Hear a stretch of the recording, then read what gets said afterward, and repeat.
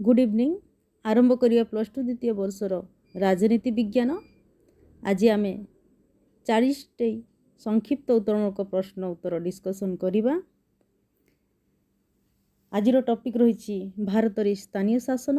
या आगु पिला माने एही चैप्टर रु आमे अनेक शॉर्ट क्वेश्चन कर सारिछु डिस्कसन। आजिर प्रश्न देखिबा। 1 नंबर प्रश्न कौन रही? क्यों आईन बोर्ड सारा देश रे सहरांचल स्वायत्त शासन व्यवस्था सांविधानिक मर्यादा और जातीय समरूपता लाभ कला? उत्तर होची 1992 मसीहार 74तम संविधान संशोधन आईन। तो पिलाने ऑप्शन रे तुमको केवल 74तम संविधान संशोधन आईन मध्य दिया जाई थाई पारे। 2 नंबर प्रश्न देखिबा। संविधान रो 12 अनुसूची रे सहरांचल स्वायत्त शासन संस्था मानकु केतोटी विषय रे क्षमता और दायित्व प्रदान करा जाइछि? यार उत्तर होची 18 गोटी। 18 गोटी विषय रे क्षमता और दायित्व प्रदान करा जाइछि। 3 नंबर प्रश्न। निगमर मुख्य कार्यनिर्वाही अधिकारी किए होई थांती? यार उत्तर होची म्युनिसिपल कमिशनर। 4 नंबर प्रश्न। सहरांचल पाई सर्वबृहत स्वायत्त शासन अनुष्ठान केउटी अटी? तो सहरांचल सर्वबृहत स्वायत्त शासन केउ अनुष्ठानटी बोली पचरा जाइछि? यार उत्तर हेबो नगर निगम बा महानगर निगम। 5 नंबर प्रश्न। भारत स्वाधीनता हेबा समय देश रे केतोटी नगर निगम थिला? यार उत्तर होची 3टी। भारत स्वाधीनता हेबा समय देश रे 3टी नगर निगम थिला। 6 नंबर प्रश्न देखिबा। केते जनसंख्या विशिष्ट नगर मानकरी नगर निगम प्रतिष्ठा करा जाए? यार उत्तर होची 3 लाख किंबा तहिरु ऊर्ध्व जनसंख्या। 3 लाख किंबा तहिरु ऊर्ध्व जनसंख्या विशिष्ट नगर मानकरे नगर निगम प्रतिष्ठा करा जाए। 7 नंबर प्रश्न।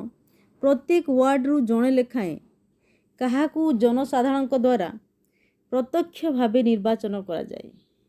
यार उत्तर होची काउंसिलर बा पारिषद। 8 नंबर प्रश्न। निगम परिषद काहाकू नहीं गठित? उत्तर होची काउंसिलर बा पारिषद मानकू। 9 नंबर प्रश्न देखिबा।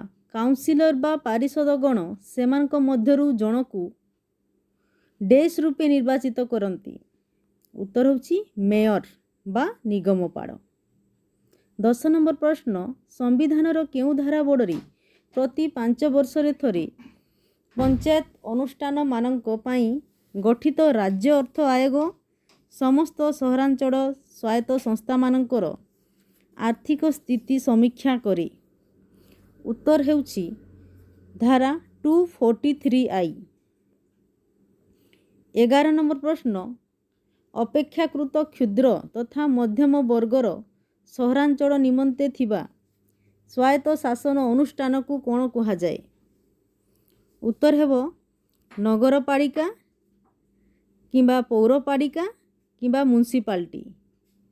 3टी गोटे माने गोटे जेमती नगरपालिका जहाँ पौरपालिका ताहा आ म्युनिसिपालिटी से आउटी। तो आमे कोनोसी गोटे ऑप्शन थिले 3टी मध्यरु ताकू उत्तर बोली बाछिबा। 12 नंबर प्रश्न देखिबा। स्वाधीनता पूर्वरु ओडिशा रे केतोटी नगरपालिका थिला? यार उत्तर होची 8टी।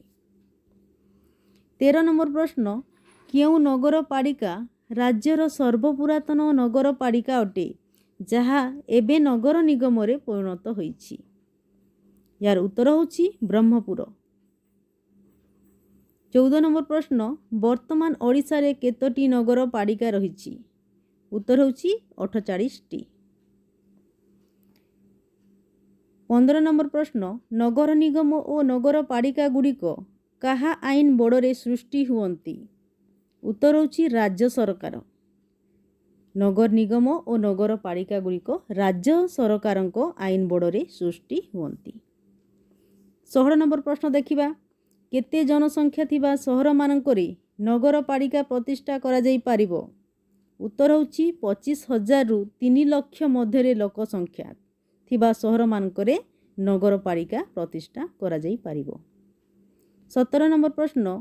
ଓଡ଼ିଶାରେ ନଗରପାଳିକା କେତୋଟି ୱାର୍ଡ଼ରେ ବିଭକ୍ତ ହୋଇଥାଏ? ଉତ୍ତର ହେଉଛି 11ରୁ କମ୍ ଓ 40ରୁ ବେଶୀ ହୋଇପାରିବ ନାହିଁ। 11 ହେଇପାରେ କିମ୍ବା 40 ହେଇପାରେ କିମ୍ବା 11 ଓ 40 ମଧ୍ୟରେ ଯେକୌଣସି ସଂଖ୍ୟା ବିଶିଷ୍ଟ ହେଇପାରେ। 11ରୁ କମ୍ ହୋଇନଥିବ କିମ୍ବା 40ରୁ ବେଶୀ ହେଇପାରିବ ନାହିଁ।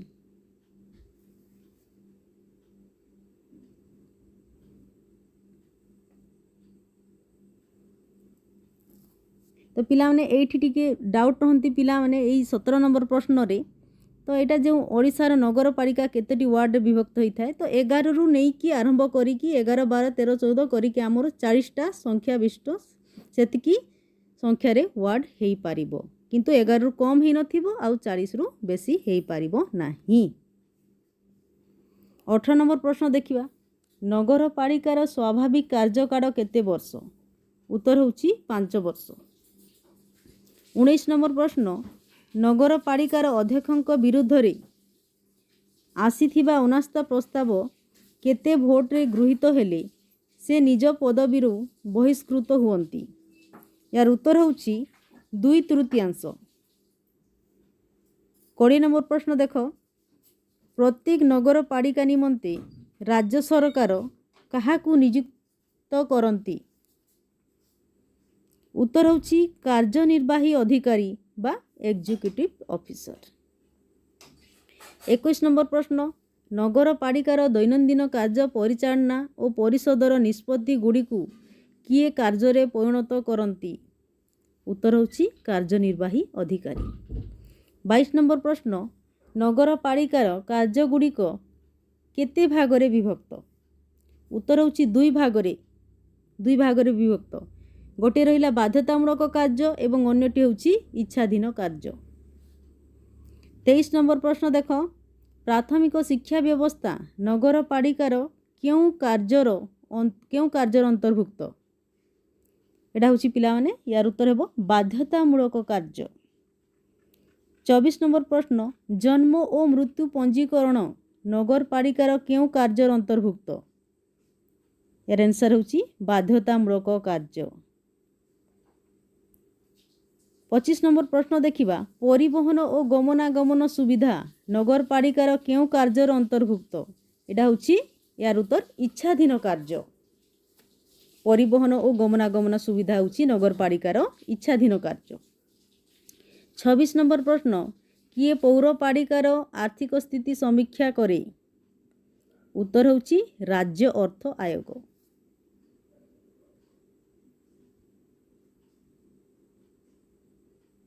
27 नंबर प्रश्न देखिबा गोटे विज्ञापित अंचल परिषद बा नगर पंचायतर सर्वनिम्न जनसंख्या केते हेबा आवश्यक? उत्तर होउची 10,000। 28 नंबर प्रश्न ओडिशा रे वर्तमान केतोटी विज्ञापित अंचल परिषद रहिछि? उत्तर होउची 61टी।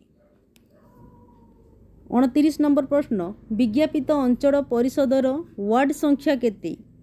उत्तर होउची 11 रु कम और 40 रु बेसी होई पारिबो नाही। 30 नंबर प्रश्न विज्ञापित अंचल परिषदर केते आसन महिला मानक पई संरक्षित रहे? उत्तर होउची 1/3 आसन। 31 नंबर प्रश्न देखिबा ओडिशा विज्ञापित अंचल परिषदर केते आसन महिला मानक पई संरक्षित रहे? यार उत्तर होउची 50 भाग। शतकड़ा 50 भाग आसन ओडिशा विज्ञापित अंचल परिषदर महिला मानक पई संरक्षित रहे। 32 नंबर प्रश्न देखिबा केबेठारू विज्ञापित अंचल परिषद निर्वाचन दलीय भित्तिरे करा जाउची? उत्तर हेबो 1992 मसीहारू। 33 नंबर प्रश्न देखिबा विज्ञापित अंचल परिषदर स्वाभाविक कार्यकाल केते वर्ष? उत्तर होउची 5 वर्ष। 34 नंबर प्रश्न सेना बाहिनीर कर्मचारी और सेमानकर परिवार वर्ग बसवास करुथिबा केतेक प्रमुख सामरिक सहर पई काहाकू प्रतिष्ठा करा जाई थाए? यार उत्तर होउची कैंटमेंट बोर्ड। 35 नंबर प्रश्न संविधानर केतेतम संशोधन बोर्ड रे ଗ୍ରାମାଞ୍ଚଳ ସ୍ୱାୟତ୍ତ ଶାସନ ବା ପଞ୍ଚାୟତି ରାଜର ପୁନର୍ଗଠନ କରାଯାଇଛି? ଉତ୍ତର ହେଉଛି 73ତମ। 36 ନମ୍ବର ପ୍ରଶ୍ନ, ସମ୍ବିଧାନର କେଉଁ ସଂଶୋଧନ ଆଇନ ବଡ଼ରେ ସହରାଞ୍ଚଳ ସ୍ୱାୟତ୍ତ ଶାସନର ପୁନର୍ଗଠନ କରାଯାଇଛି? ଉତ୍ତର ହେଉଛି 74ତମ।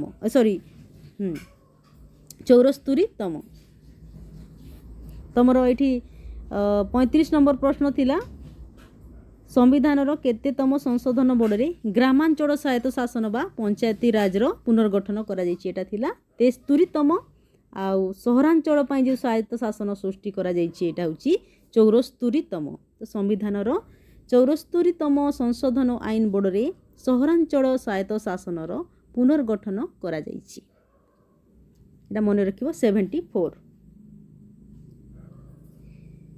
37 ନମ୍ବର ପ୍ରଶ୍ନ ଦେଖିବା, ସହରାଞ୍ଚଳ ପାଇଁ କେଉଁ ଅନୁଷ୍ଠାନ ସର୍ବବୃହତ୍ ସ୍ୱାୟତ୍ତ ଶାସନ ଅନୁଷ୍ଠାନ ରୂପେ କାର୍ଯ୍ୟ କରେ? ଉତ୍ତର ହେଉଛି ନଗର ନିଗମ ବା କର୍ପୋରେସନ। 38 ନମ୍ବର ପ୍ରଶ୍ନ, ସହରାଞ୍ଚଳ ସ୍ୱାୟତ୍ତ ଶାସନ ସଂସ୍ଥାମାନଙ୍କର ସ୍ୱାଭାବିକ କାର୍ଯ୍ୟକାଳ କେତେ ବା କେତେ ବର୍ଷ? ତ ୟାର ଉତ୍ତର ହେଉଛି 5 ବର୍ଷ। ସହରାଞ୍ଚଳ ସ୍ୱାୟତ୍ତ ଶାସନ ସଂସ୍ଥାମାନଙ୍କର ସ୍ୱାଭାବିକ କାର୍ଯ୍ୟକାଳ ହେଉଛି 5 ବର୍ଷ। 39 ନମ୍ବର ପ୍ରଶ୍ନ, ପୌର ସଂସ୍ଥାମାନେ କେଉଁ ସୂତ୍ରରୁ ରାଜସ୍ୱ ସଂଗ୍ରହ କରନ୍ତି? ଉତ୍ତର ହେଉଛି ଟିକସ ଓ ଅଣଟିକସ ସୂତ୍ର। 40 ନମ୍ବର ପ୍ରଶ୍ନ ଦେଖିବା, ନଗର ନିଗମର ୱାର୍ଡ଼ମାନଙ୍କରୁ ନିର୍ବାଚିତ ପାରିଷଦମାନେ ସେମାନଙ୍କ ମଧ୍ୟରୁ ଜଣଙ୍କୁ ଡେସ୍ ଓ ଅନ୍ୟ ଜଣଙ୍କୁ ଡେସ୍ ରୂପେ ନିର୍ବାଚିତ କରନ୍ତି? ଉତ୍ତର ହେଉଛି ମେୟର ଓ ଡେପୁଟି ମେୟର। ନଗର ନିଗମର ୱାର୍ଡ଼ମାନଙ୍କରୁ ନିର୍ବାଚିତ ପାରିଷଦମାନେ ସେମାନଙ୍କ ମଧ୍ୟରୁ ଜଣଙ୍କୁ ମେୟର ଓ ଅନ୍ୟ ଜଣଙ୍କୁ ଡେପୁଟି ମେୟର ରୂପେ ନିର୍ବାଚିତ କରନ୍ତି। ତ ପିଲାମାନେ ଆମର 40ଟି ବଛା ବଛା ସର୍ଟ କ୍ୱେଶ୍ଚିନ୍ ଏଇଠି ଡିସ୍କସନ୍ ସରିଛି। Thank you. ନେକ୍ସଟ ଭିଡ଼ିଓରେ ପୁଣି ଯେଉଁ ଚାପ୍ଟର ବଞ୍ଚିଛି ତାକୁ ଆମେ ଡିସ୍କସନ୍ କରିବା।